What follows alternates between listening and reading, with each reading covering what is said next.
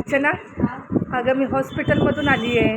मग माझ्यासाठी आज काय स्पेशल जेवण बनवलंय? तुमच्यासाठी स्पेशल तर आता तळलं म्हणायला तर तुम्हाला सांगितलं नाही. नाही काय सगळं काय सांगितलंय मला. बघायला सांगितलं का? मला हो. वाटलं बघलं मित्र काय सांगितलं असेल. नाही. कारण हॉस्पिटल आणि आज गोकुळचा वाढदिवस पण आहे. हो, आज आहे धीराचा माझ्या वाढदिवस, छोट्या धीराचा, गोकुळ भाऊजींचा आज बड्डे.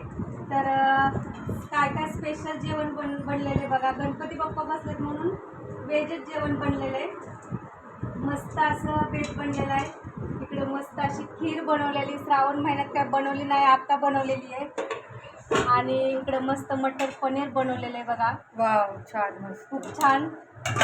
आणि इकडे भजी चालू आहे, ह्याच्यात डाळ आहे, अच्छा, भात आणि बटाट्याचं मिरचू केलं आहे दादांसाठी स्पेशल. दादा हे खात नाहीत म्हणून. आणि हे बघा माझं ताट मस्त असं सजलेलं. चपाती, तेलाच्या मस्त चपात्या केल्या, खीर, गरमागरम भजी, बटाट्याचं मिरचू, पनीर आणि चटणी आहे पुदिन्याची.